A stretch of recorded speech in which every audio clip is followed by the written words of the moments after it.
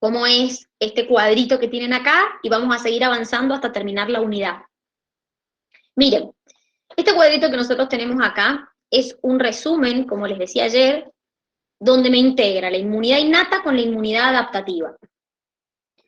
A ver, a este cuadrito le podríamos sacar un montón de flechas más, porque la realidad es que si queremos seguir con interacciones, podríamos seguir.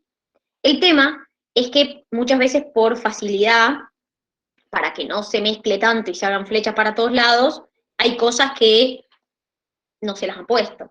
Pero, por ejemplo, esto que yo tengo acá es un patógeno, que en su membrana tiene patrones moleculares asociados a patógenos. Eso lo vieron en Innata. ¿Qué pasaba? Esos patrones moleculares eran detectados por receptores de reconocimiento de patrones. Estos receptores se encontraban en células de la inmunidad innata, por ejemplo, en macrófagos. Por ejemplo, en células dendríticas, miren, ahí lo tienen. Entonces, supongamos que este macrófago detecta eso. ¿Qué hacía el macrófago? Fagocitosis. Me va a fagocitar este patógeno y lo va a degradar. Pero a su vez, este macrófago lo que hace es liberar sustancias químicas que se llaman monocinas, como el factor de necrosis tumoral, la interleucina 1, la 6, la 12, que son, ustedes las conocieron con el nombre de interleucinas, citocinas, proinflamatorias. ¿Qué quería decir? Me estimulaban la respuesta inflamatoria. A su vez, estos macrófagos secretan interleucina 8, que también es una citocina, que era quimiotáctica. ¿Qué quería decir esto?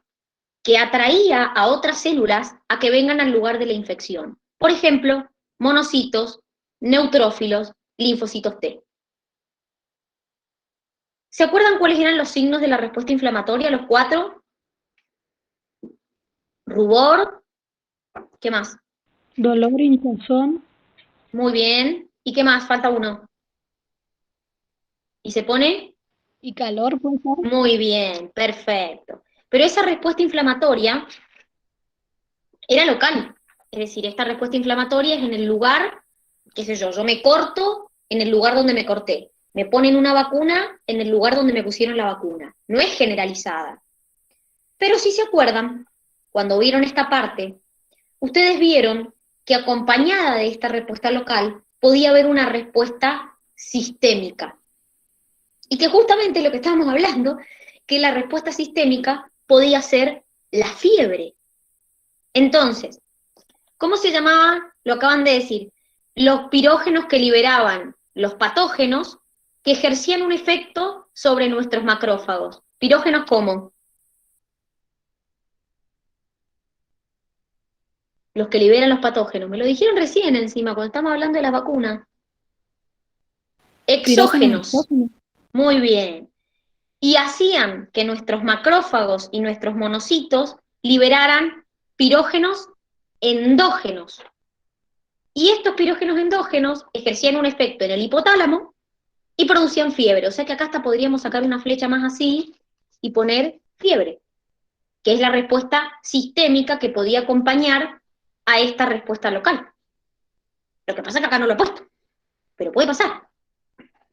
Ahora, esto, ¿a qué inmunidad pertenecía? ¿A la innata o a la adaptativa? Las interleucinas, las citocinas. A la innata, componente humoral, junto con las proteínas hepáticas de fase aguda, que eran proteínas que me activaban el sistema de complemento, pero además servían como receptor de reconocimiento de patrones. El sistema de complemento también pertenece a la innata humoral. ¿Qué era el sistema de complemento? Era un conjunto de proteínas que se activaban en forma de cascada. Quiere decir que una activa a otra, otra a otra, otra a otra, y así. Por ejemplo, a esas proteínas siempre se las llama con la C y un número. C1, C2, C3, C5. Pero estas proteínas tienen la particularidad de que se activaban en forma de cascada. Entonces, este sistema de complemento yo lo podía activar por dos vías, por una vía alterna o por una vía clásica. La vía alterna era cuando factores de ese complemento se unían, detectaban polisacáridos de la membrana del patógeno y se unían, o mejor dicho, activaban a una proteína C3 que me activaba el complemento. ¿Qué pasa cuando se activa el complemento? Cuando se activaba el complemento, ¿qué efectos? Tres efectos me producía. ¿Qué efectos me producían?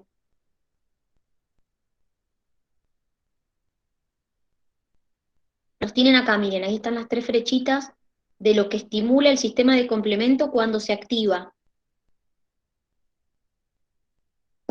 Me estimulaba la respuesta inflamatoria. Me estimulaba la opsonización. Opsonización significaba que me aglutina los antígenos para que sean más fáciles de ser comidos por los macrófagos. Y el tercer efecto que me produce el sistema de complemento es la citólisis, que es justamente la muerte del microorganismo que infectó este. ¿Cómo hacía para provocar la citólisis? Formaba un complejo que se llama complejo de ataque de membrana, o CAM, que perforaba la membrana del patógeno y lo eliminaba. Entonces, cuando el sistema de complemento se activa por la vía clásica, por la vía alterna, perdón, o por la vía clásica, que es la que vamos a ver ahora, me produce la respuesta inflamatoria, me estimula la respuesta inflamatoria, la opsonización y la citólisis del microorganismo que entró. Esto también pertenece a la inmunidad innata, componente humoral. Pero este complemento yo también lo podía activar por una vía clásica, que en este caso pertenecía ya a la inmunidad adaptativa a esta vía. ¿Por qué? Porque se activaba cuando un anticuerpo producido por el linfocito B detectaba un antígeno. Entonces se produce la unión antígeno-anticuerpo. Se activaba una proteína C1 del complemento y se activaba el sistema de complemento.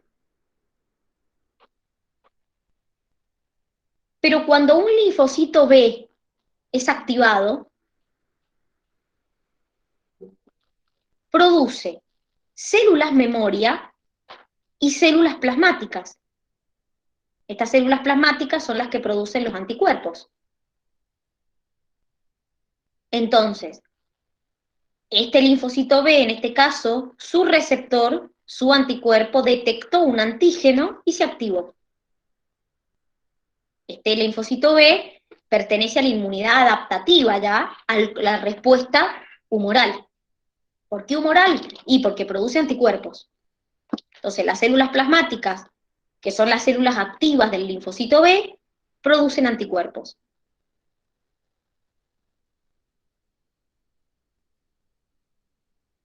Ahora, estos anticuerpos, ustedes también lo estuvieron viendo, es más, creo que esto lo han visto hasta presencial, estuvieron viendo que podía cumplir distintas funciones. Por ejemplo, ¿se acuerdan qué funciones puede cumplir un anticuerpo?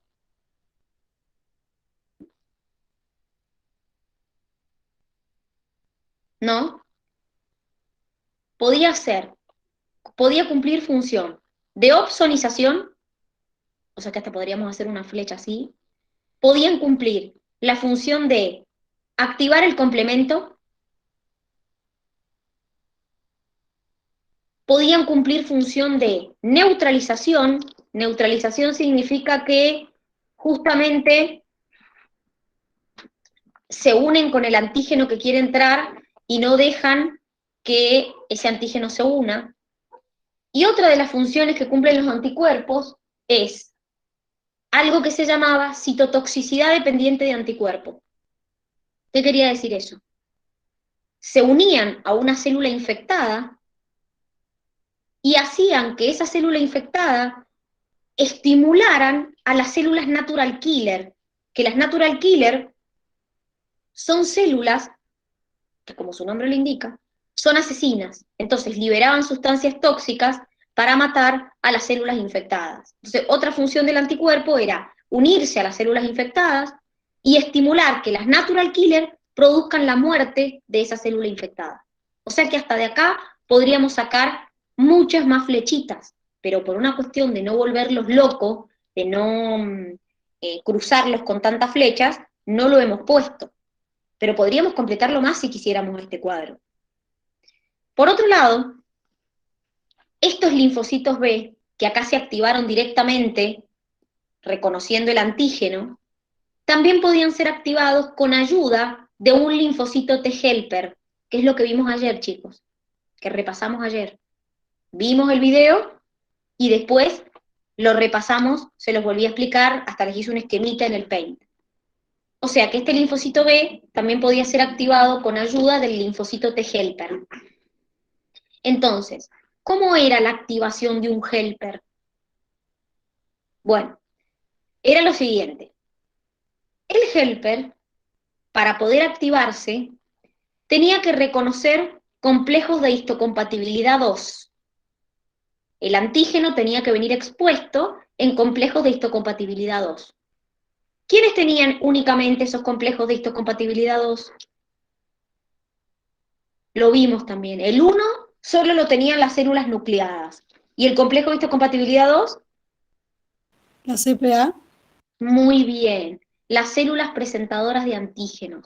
Entonces quiere decir que a este helper solo lo puede activar células presentadoras de antígenos, que puede ser una célula dendrítica, puede ser un macrófago o puede ser un linfocito B, porque las tres son CPA. Entonces, esta es la célula dendrítica. Detecta el patógeno, lo fagocita. Cuando lo fagocita, lo degrada dentro de ella y el resto que queda lo expone en el complejo de histocompatibilidad 2. A su vez expone moléculas coestimuladoras. ¿Por qué? Porque el linfocito T helper va a reconocer con su TCR el antígeno y el complejo de histocompatibilidad 2. Y con su receptor de moléculas coestimuladoras a las moléculas coestimuladoras. Se activa. Cuando se activan, los linfocitos T, sea un helper o sea un citotóxico, liberan interleucina 2 y exponen los receptores de interleucina 2 para esa misma interleucina. Entonces eso le permite proliferar. Y no solamente proliferar, sino también diferenciarse en célula memoria y célula activa. Esa célula activa podía ser helper 2, helper 1. El helper 2 es justamente el que estamos diciendo que puede ayudar en la activación del linfocito B.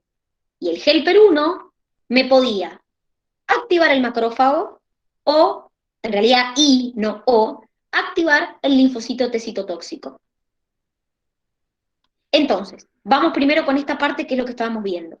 Se activa el helper, me produce células memoria y helper 2. Este helper 2 va a contribuir en la activación del linfocito B. O sea que el linfocito B se puede activar directamente o con ayuda de un helper 2.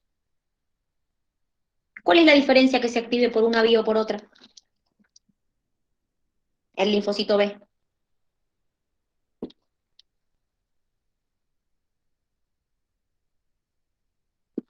La diferencia es que si el linfocito B se activa con ayuda del helper, la respuesta es más eficaz y más duradera. Repito, cuando el linfocito B yo lo activo con ayuda de un helper 2, la respuesta es más eficaz y más duradera. ¿Cómo era esta relación entre el helper 2 y el linfocito B? El linfocito B detecta el antígeno, lo procesa y lo expone en su complejo de histocompatibilidad 2. Eso me activa al helper 2. Y a su vez el helper 2 libera sustancias para activar al linfocito B. Esto se llamaba reconocimiento ligado, es lo que vimos ayer, que vieron en el video y a su vez también lo vieron cuando lo repasamos. Por otro lado, el helper 1 me puede activar a los macrófagos, al citotóxico. Y con el citotóxico pasa lo mismo, chicos. Se puede activar directamente reconociendo o con ayuda de un helper 1. Vamos a ver la vía donde el citotóxico se activa directamente él reconociendo. Los citotóxicos tenían que reconocer antígenos expuestos en complejos de histocompatibilidad 1, no como este que reconocía complejos de histocompatibilidad 2. Los complejos de histocompatibilidad 1 están en toda célula nucleada, entonces puede ser una CPA o puede ser otra célula. Supongamos que es esta misma CPA. Procesa el antígeno, y así como lo expuso en este complejo, lo expone en este. Ese complejo de histocompatibilidad 1 con el antígeno es reconocido por el TCR del linfocito T citotóxico.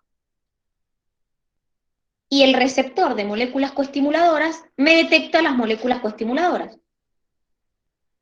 ¿Y qué pasa? Se activa el citotóxico, libera interleucina 2, expone los receptores de interleucina 2 y comienza a proliferar. Y no solamente a proliferar, sino también a diferenciarse en citotóxico activo, citotóxico memoria. Fíjense, chicos, se activó un linfocito T, activo memoria. Se activó un helper, activo memoria. Se activó un B, activo memoria. Siempre que ustedes activen una célula de la inmunidad adaptativa, van a producir células activas y células memoria. Siempre. Sea un linfocito B o sea cualquiera de los linfocitos T, el helper o el citotóxico. Entonces, perdón, esto de que vimos recién, de que cuando un linfocito T se activa, expone los receptores de interleucina 2 y sintetiza la interleucina 2, es esto que vimos ayer acá. La interleucina 2 lo que hace es estimular la proliferación de los linfocitos T y su diferenciación en célula activa y célula memoria. Entonces, vuelvo. Y esto que estamos viendo acá. Está secretando interleucina 2, que también le sirve para proliferar. Este también secreta interleucina 2 cuando se activa, que le sirve para proliferar.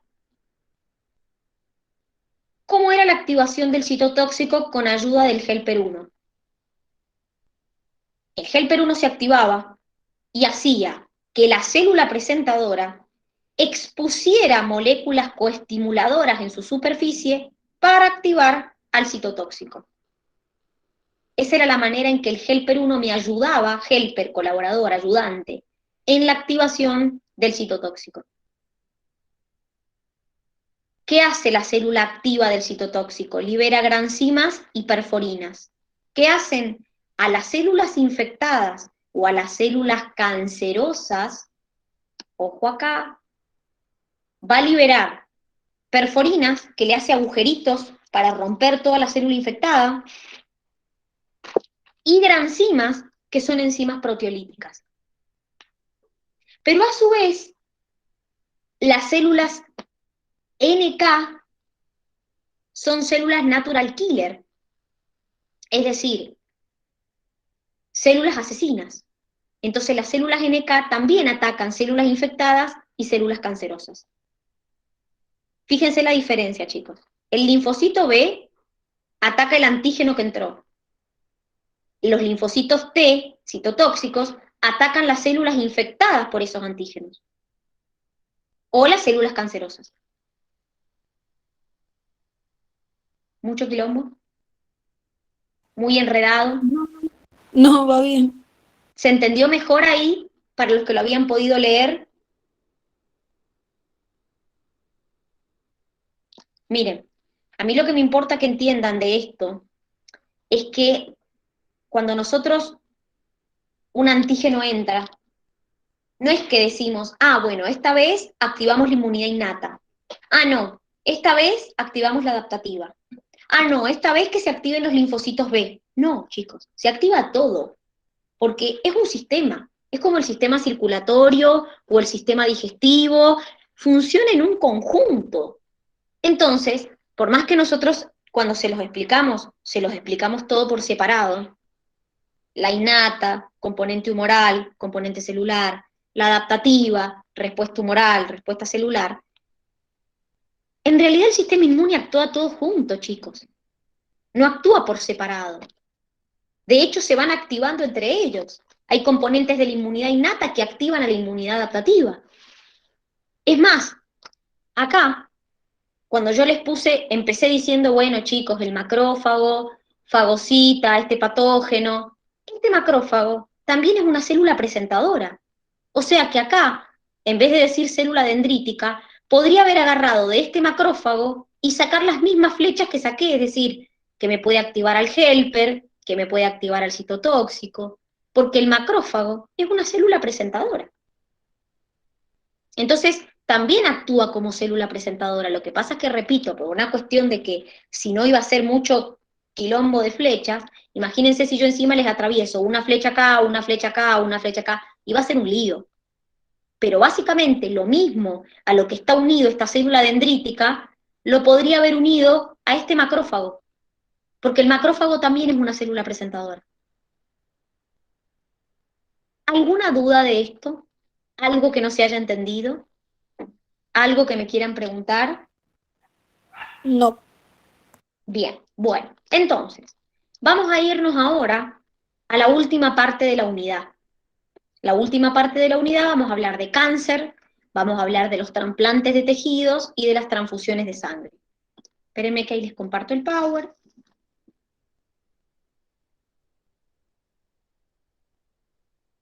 Bien, miren, el cáncer, chicos, o mejor dicho, las células cancerosas, son células que en su membrana tienen algún tipo de antígeno que lo diferencia de las células normales. Esos antígenos pueden ser antígenos proteicos, antígenos glucídicos, antígenos lipídicos. ¿Qué quiere decir esto? Que mi sistema inmune puede distinguir entre una célula normal y una célula cancerosa. De hecho, lo hace. Mi sistema inmune detecta a las células cancerosas y los linfocitos T citotóxicos y los natural killer principalmente, en menor medida puede haber una respuesta del linfocito B, pero generalmente es muy poca, atacan a esa célula cancerosa. ¿Cómo hacen? Y el citotóxico libera, como dijimos recién, granzimas y perforinas que te perforan la célula cancerosa y la matan por apoptosis. La natural killer lo mismo, libera sustancias citotóxicas que lo que hacen es producir la muerte de esa célula cancerosa. Entonces ustedes me van a decir, vaya, entonces, ¿por qué existe el cáncer? ¿Por qué hay tumores? Si supuestamente mi sistema inmune puede reconocer a una célula cancerosa y matarla. Es más, chicos, nuestro sistema inmune eso lo hace permanentemente. Nosotros tenemos algo, que se llama vigilancia inmunológica. Nuestro sistema inmune permanentemente está de guardia, está de vigilancia. Y cuando detecta algo que no le es propio, lo ataca. Muchas células cancerosas que nosotros tenemos, el sistema inmune las elimina antes que nosotros nos demos cuenta que las tenemos. Porque el sistema inmune la detecta como extraña, la ataca y la elimina. Y se acabó. Pero nosotros no nos dimos cuenta. Entonces, el sistema inmune reconoce células cancerosas, las ataca y las elimina. Entonces ustedes me van a decir, ¿y entonces no existiría el cáncer? Claro, es verdad. Porque ¿qué pasa en el cáncer? Cuando una persona tiene cáncer. Dos cosas pueden pasar. Que el sistema inmune haya fallado, que generalmente es lo que pasa, o que lo que pase sea que las células algo la célula cancerosa para no ser reconocida como cancerosa. Entonces, por ejemplo, ¿el sistema inmune puede fallar? Sí, obvio puede fallar. De hecho, falla un montón de veces el sistema inmune. Pero muchas veces las células cancerosas diseñan procesos, hacen cosas para no ser reconocidas como célula cancerosa, para pasar desapercibidas adelante del sistema inmune. Entonces, como pasan desapercibidas, el sistema inmune no las ataca. Por ejemplo, lo que hacen las células cancerosas es, uno, inhibir la expresión de los antígenos de superficie. ¿Vieron que yo les dije acá que las células cancerosas tienen antígenos proteicos, glucídicos, lipídicos, que son los que las distinguen de las células normales? Bueno, muchas veces las células cancerosas no expresan esos antígenos para que el sistema inmune no las reconozca. Entonces, si no las reconoce, no las ataque. Y además, muchas veces, las células tumorales o cancerosas secretan inmunosupresores. ¿Qué son inmunosupresores? Sustancias químicas que me disminuyen la actividad de los LT helper 1, y al disminuirme la actividad de los LT helper 1, estos eran los que activaban a los citotóxicos por un lado y a los macrófagos por el otro. Entonces, si me disminuye la actividad del helper 1, disminuye la acción del citotóxico, disminuye la acción de los macrófagos y disminuye la respuesta inmune. Entonces, si bien el sistema inmune, obviamente, tiene la capacidad de distinguir cuando una célula le es extraña, si la célula cancerosa no deja ser reconocida o me suprime el sistema inmune, y bueno, ya ahí no es culpa del sistema inmune en realidad. ¿Se entiende hasta acá? Sí.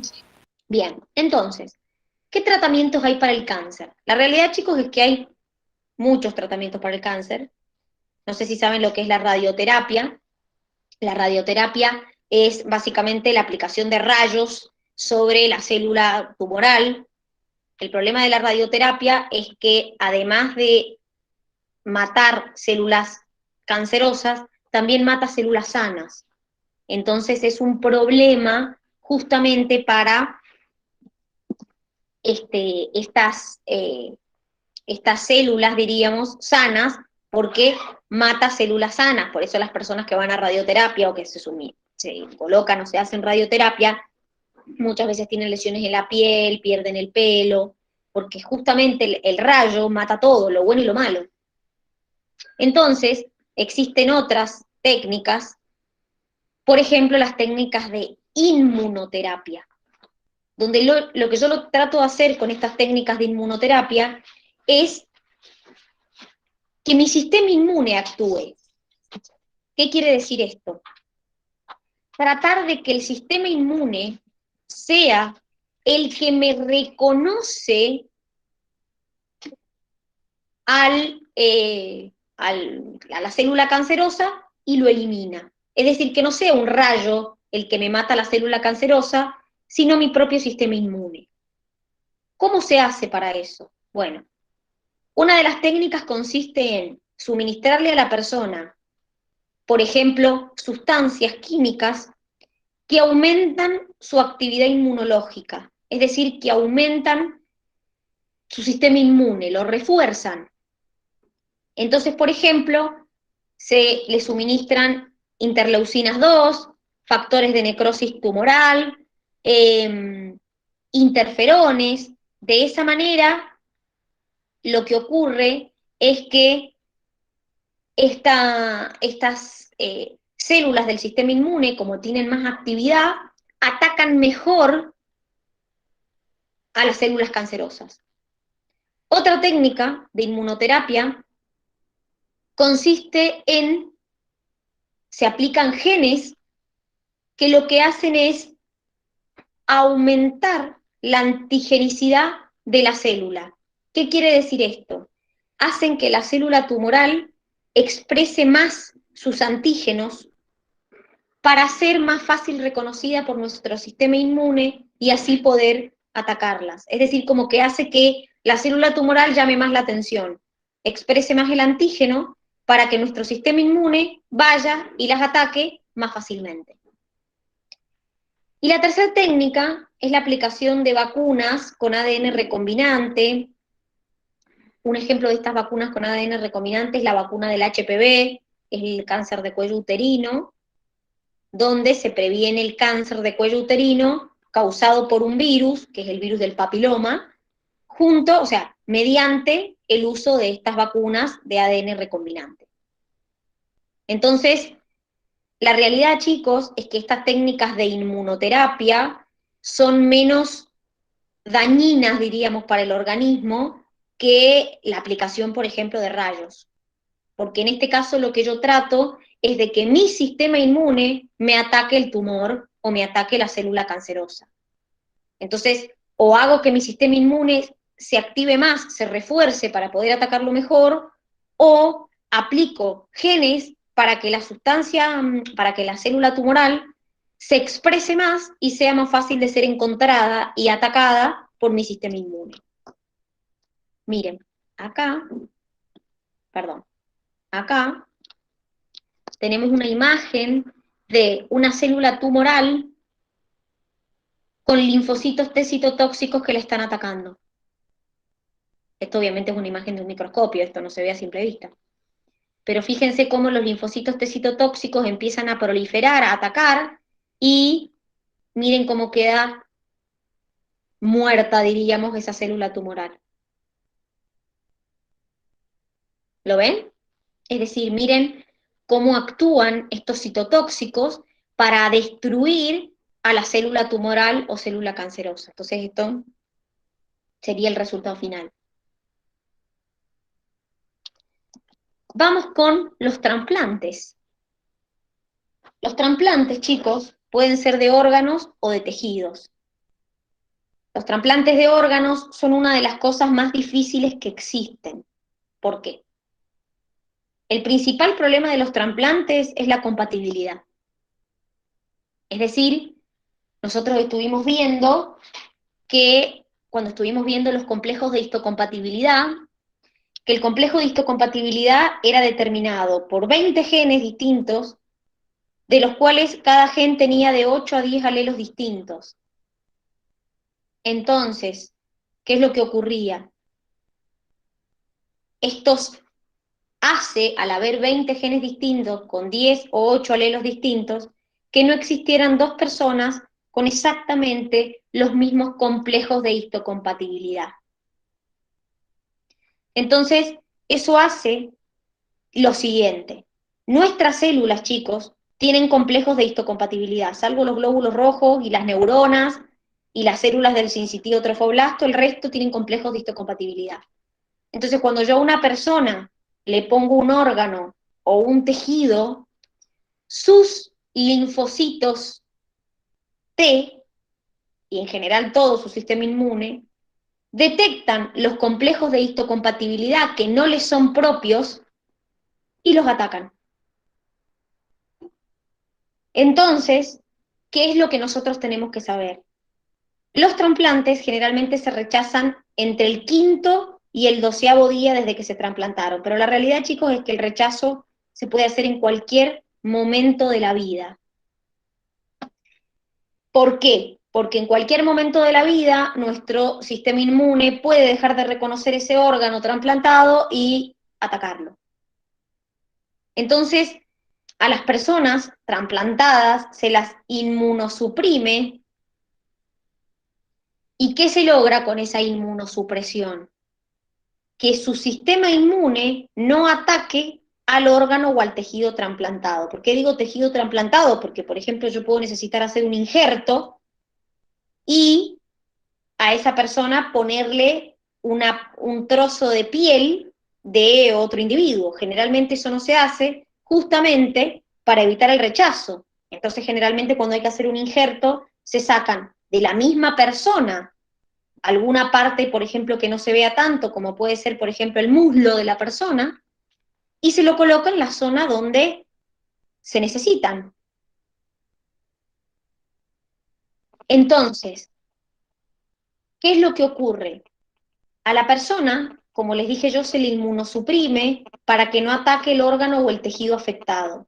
¿Cómo se le inmunosuprime? Y una de las opciones es con corticoides. De hecho, ustedes lo vieron en endocrino, que los corticoides suprimen la respuesta inmune e inflamatoria. Pero no solamente con corticoides. También existen la ciclosporina, que es una droga que te inhibe la activación de los linfocitos y también actúa de inmunosupresor. ¿Cuál es el problema, chicos, de estas drogas? Que cuando uno suprime el sistema inmune para que no se rechace el tejido, en realidad se está inmunosuprimiendo a la persona completa. Entonces esa persona tampoco va a poder defenderse frente a un ataque de cualquier virus o cualquier bacteria que vaya a entrar. Entonces las personas trasplantadas, generalmente cuando se las trasplanta, más allá de inmunosuprimirlas, se las aísla o están en el hospital en una habitación separados, se tienen cuidados de higiene muy estrictos, porque a esas personas, genial, no van a rechazar el tejido. El tema es que esa persona, cualquier virus, así sea el de la gripe, la puede matar, porque su sistema inmune está suprimido. Entonces, más allá de la compatibilidad, chicos, que de hecho muchas veces hasta en la misma familia uno no es compatible, porque como les dije, no existen dos personas con los mismos complejos de histocompatibilidad. Entonces, mientras no existan dos personas, salvo los gemelos idénticos, pero mientras no existan dos personas con el mismo complejo de histocompatibilidad, la realidad es que lo puede rechazar. Entonces, más allá de eso, el trasplante es, por muchos motivos, un proceso bastante complicado. Primero, porque no todos podemos ser donantes de órganos. Una persona que, por ejemplo, tiene enfermedad de base, no puede ser donante de órganos. Una persona diabética, por ejemplo, no puede ser donante de órganos. Segundo, porque no todo el mundo quiere donar los órganos. Y ese es un tema, por eso, no sé si saben de esta nueva ley que salió en Argentina en el 2018, creo que fue en el 2018, que se llama Ley Justina, que es por una nena que se murió esperando un corazón que nunca le llegó. No sé si la escucharon hablar alguna vez de eso. Sí, creo que sí. Bueno, gracias a esa ley, todos mayores de 18 años somos donantes de órganos, salvo que expresemos lo contrario. Ahora, ¿cuál es el tema con la donación? Que no cualquier órgano sirve, más allá de que, qué sé yo, si tengo una enfermedad de base no me sirve, obviamente. Más allá de eso, también depende mucho cómo la persona murió. Porque cuando, por ejemplo, la persona muere en un accidente de auto o en un accidente muy trágico, no sirven los órganos. Entonces, por más que esa persona en vida haya sido una persona sumamente sana, esos órganos no sirven. Generalmente los órganos vienen de personas que tienen muerte cerebral o que están en estado vegetativo. Entonces, los órganos funcionan bien y en realidad lo que funciona mal es, o lo que no hay actividad es a nivel encefálica. Entonces, generalmente los órganos vienen de personas con este tipo de muerte, con muerte cerebral o en estado vegetativo. Entonces, chicos, no sé si alguna vez han tenido la posibilidad o han tenido de tener a alguien que haya estado trasplantado o algo así, o que haya estado esperando un trasplante. Existe una lista de trasplantes a nivel nacional. Esto quiere decir que, a ver, una persona trasplantada, primero que la persona cuando se le hacen los estudios para ver si puede ser trasplantada, ingresa en una lista nacional, que es la lista del INCUCAI. No quiere decir que mañana tenga su órgano. Por ahí pueden pasar años esperando su órgano. ¿Por qué? Porque tiene que coincidir que exista una persona en el país que sea compatible con él y que justo se muera y ese órgano sirva. Entonces, las personas que están en lista de espera para trasplante yo, bueno, tenía un caso cerca que iba a ir y al final no, falleció antes. Eh, Tienen que estar todo el día, en todo momento, con su celular o su teléfono a mano, porque te pueden llamar a las 5 de la mañana un sábado y decirte, che, hay un órgano para vos. Y la persona tiene que ir al hospital y trasplantarse. Porque uno no sabe cuándo alguien en alguna parte del país lamentablemente va a fallecer y ese órgano va a servir. Vieron que no sé si alguna vez lo han visto, que por ahí hay casos que son muy resonantes acá y qué sé yo, muestran cómo el avión llega, aterriza, traen el órgano como en una heladerita y vienen y lo trasplantan. Tiene que ser todo tan rápido, chicos, porque la vida útil del órgano es tan corta que con lo que cuesta encontrar a alguien compatible con una persona, si encima alguien hace algo mal y ese órgano se pierde, es terrible. Entonces, la realidad es que el tema del trasplante no es tan fácil como decir, che, tomá, te doy mi hígado, tomá, te doy mi riñón. No es tan fácil. La mayoría de las veces la compatibilidad no está en la familia. Entonces prueban a la madre, al padre, al hermano, al tío, al abuelo, y no hay nadie compatible.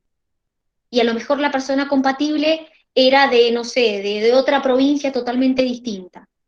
Y sí, porque encima no es que va a haber un 100% de compatibilidad, se va a buscar el más compatible, pero no hay dos personas exactamente iguales de compatibles, porque como les dije, no existen dos complejos de histocompatibilidad idénticos.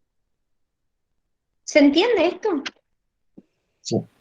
Sí. ¿Alguien quiere preguntarme algo respecto a esto, a los Profe, trasplantes?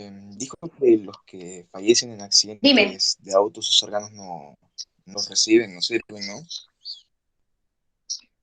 Mira, todo depende de cómo se haya muerto. Como te digo, si se murió y, por ejemplo, tuvo muerte cerebral o quedó en estado vegetativo, sí sirve.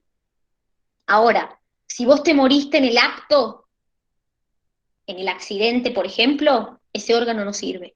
Porque ¿saben qué, chicos? Desde el momento en que la persona se muere y deja de recibir oxígeno, el órgano no sirve más.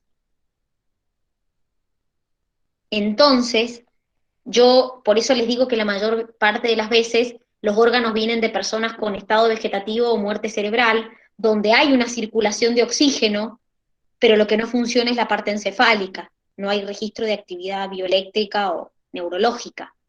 Entonces, en un accidente de tránsito, si vos, por ejemplo, sufriste un accidente y tuviste muerte cerebral, y bueno, ahí sí, pero si vos te moriste en el acto, no sirve.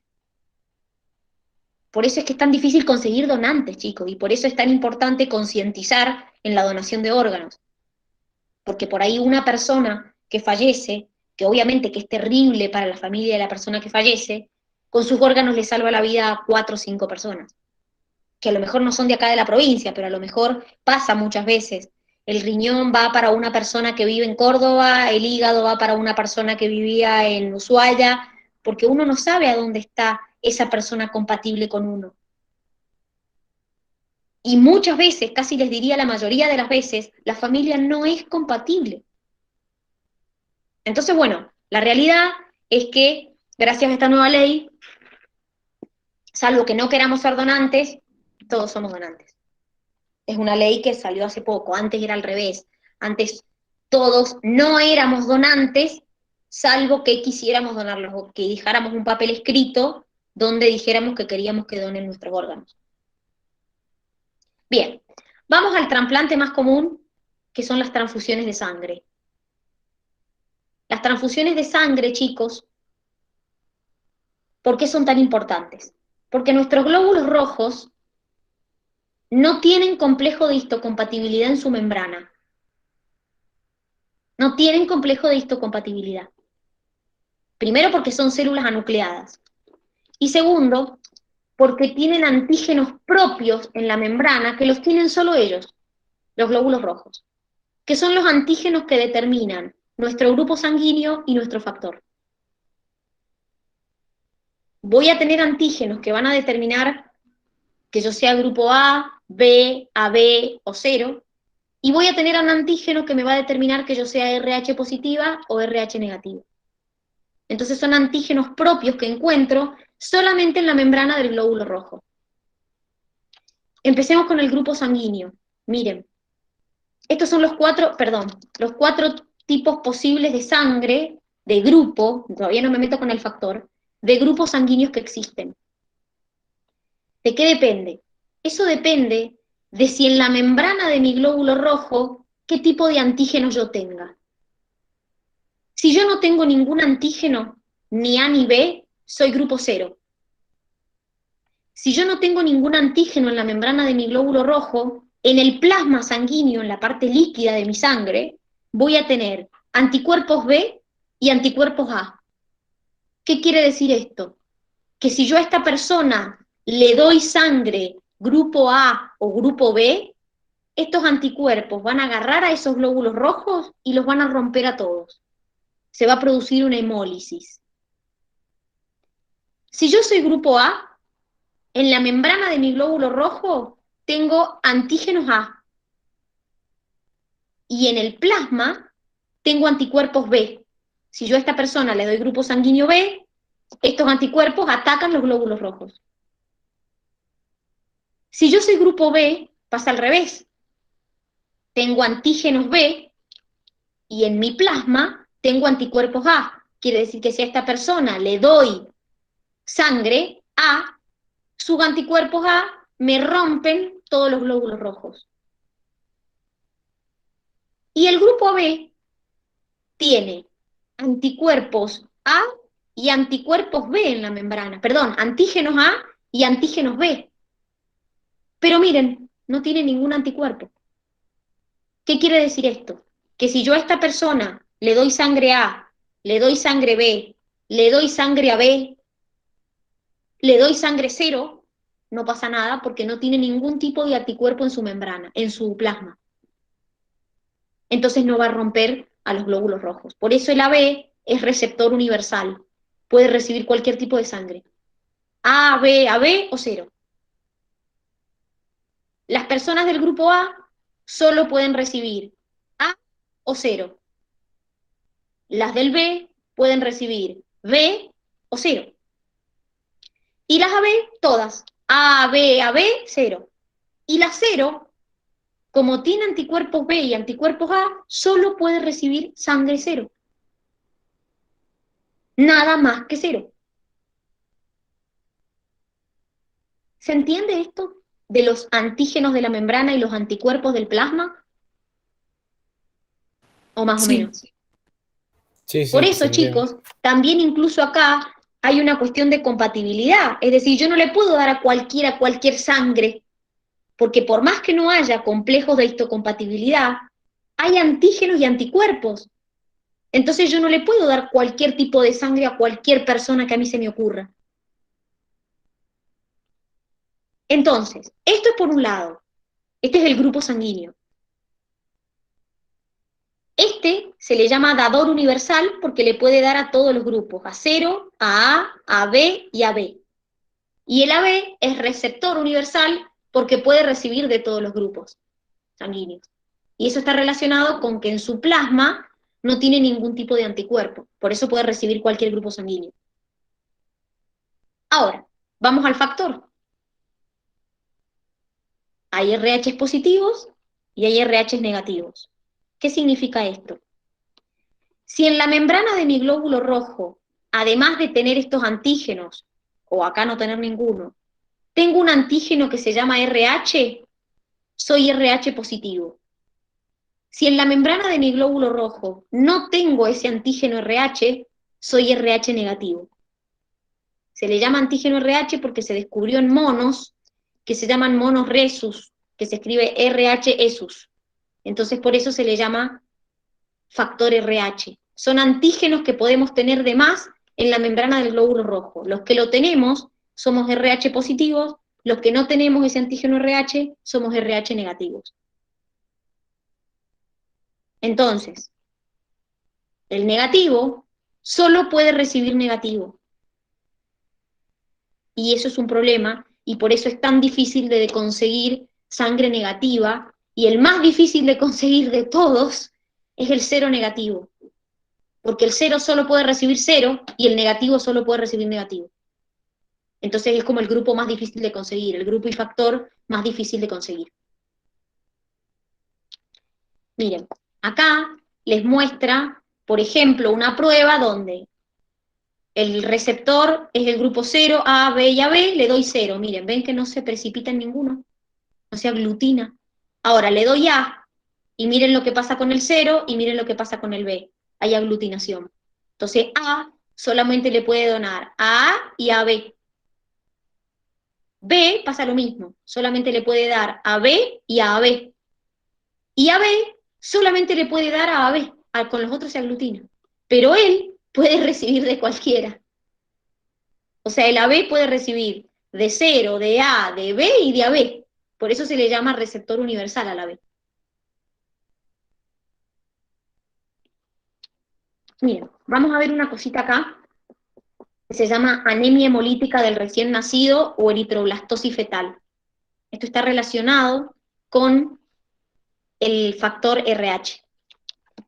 Cuando una madre es RH negativa, puede quedar embarazada de un feto RH positivo o de un bebé RH positivo. Si el marido era positivo, pueden tener un hijo positivo. ¿Cuál es el problema? El problema es que la madre no tiene RH en sus glóbulos rojos, porque es RH negativo. Entonces, ¿qué pasa? Cuando el bebé nace, los glóbulos rojos del feto pueden tomar contacto con los glóbulos rojos de la mamá. Entonces, la madre, su sistema inmune en realidad, detecta glóbulos rojos positivos y genera anticuerpos. ¿Cuál es el problema? ¿El primer embarazo? No. El problema son los que siguen. Porque esa madre guarda esos anticuerpos contra el RH positivo. Si esa madre tiene un segundo embarazo o un tercer embarazo, otra vez de un bebé RH positivo, sus anticuerpos que quedaron guardados van a atacar los glóbulos rojos de su hijo y lo pueden matar. Entonces se llama eritroblastosis fetal o anemia hemolítica del recién nacido. Es solamente con madre negativa y hijo positivo. No al revés, ni dos negativos, ni dos positivos. Siempre es en una madre que tiene RH negativo con un bebé que es RH positivo. Hoy en día, y de hecho hace unos años, no crean que hace tanto, mi abuela no existía esto, se coloca cuando la madre queda embarazada y se produce el nacimiento, dentro de las 72 horas del nacimiento del bebé, a la madre se le coloca una inyección de gamma globulina que contiene anticuerpos que van a atacar los glóbulos rojos del bebé que puedan haber tomado contacto con la sangre de la madre. Y lo van a destruir. ¿Para qué? Para que la madre no genere los anticuerpos y entonces, si vuelve a quedar embarazada otra vez de un bebé positivo, no tenga anticuerpos y entonces no ataque los glóbulos rojos de su bebé. Esa inyección se le coloca a la madre en las 72 horas posteriores, dentro de las 72 horas posteriores, de haber sido madre de un bebé positivo, siendo ella RH negativa. Entonces así evito que la madre genere anticuerpos contra el RH positivo, y si ella vuelve a quedar embarazada otra vez de un bebé RH positivo, no los ataque. Cada vez que esa mujer va quedando embarazada de un RH positivo, si no se coloca la inyección, la probabilidad de dañar a su bebé cada vez es mayor. Tiene más riesgo de la enfermedad, o sea, de matar los glóbulos rojos de su bebé, básicamente, de atacar los glóbulos rojos de su bebé. Entonces, hoy en día, cuando nace el bebé, apenas nacemos, a nosotros, de hecho, si ustedes tienen su libreta de salud, cuando los pesan, los miden, se les toma el grupo y el factor sanguíneo. Entonces ahí se sabe si el bebé es RH positivo o RH negativo.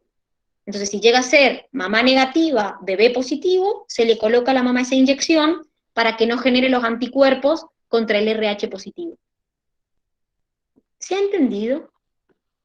Sí, profe, no sabía, está fachero esto. Bueno, me decía una alumna, por ejemplo, esta mañana que su mamá es negativa y ellas son positivas y la madre no se acuerda que le hayan puesto nada. Digo, bueno, pero si ustedes no son tan viejas, o sea, son jóvenes. Y me dice, no, pero mi mamá no sabe, quizás la madre no se acuerda, pero no hace 2 años que está esta inyección, hace muchos años que está esta inyección. No les voy a Capaz decir que la hace, enchufan y ni se da cuenta. quizás hace, a ver, esto hace 60 años no existía, pero hace 20 sí.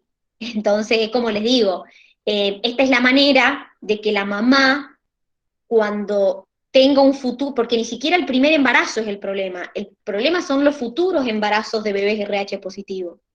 Entonces, ante la duda de que la mamá pueda volver a quedar embarazada de otro RH positivo, se le coloca la inyección a la madre. Quizás después que, qué sé yo, tiene otro hijo y es negativo. Bueno, ahí no va a haber problema.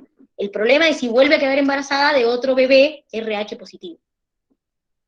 Entonces, se llama eritroblastosis fetal, lo pueden encontrar así, o como anemia hemolítica del recién nacido. En este caso el problema son los RH.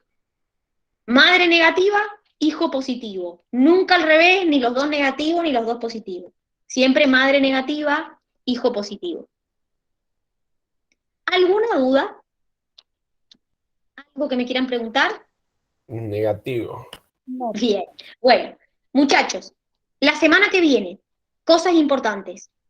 Primer clase que tengan, TP de inmune. Porque ya se terminó inmune, hasta acá llegó.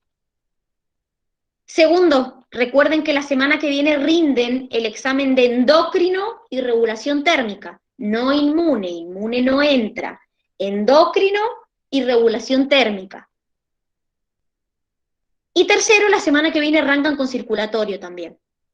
Así que por favor, recuerden, sobre todo lo que más me importa que recuerden, más allá de que tienen que ir estudiando esto, lo que más me importa que recuerden es el tema del examen de la semana que viene, ¿sí? El examen de endocrino y sistema endocrino y regulación térmica. Ya les voy a decir qué día rinden. Espérenme un minutito que ya les digo qué día rinden. Ustedes rinden el día viernes 24 de septiembre el examen. Obviamente virtual. Viernes 24 de septiembre rendimos el examen de endocrino y regulación térmica, que va a estar la profe Ana con ustedes en forma virtual ese día viernes.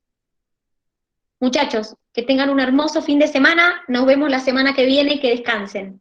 Hasta la semana que Bueno, viene. profe, igualmente. Chau, Nos nos estamos viendo. Muchas vemos. gracias. Chau, chau, nos vemos. Chau, chau.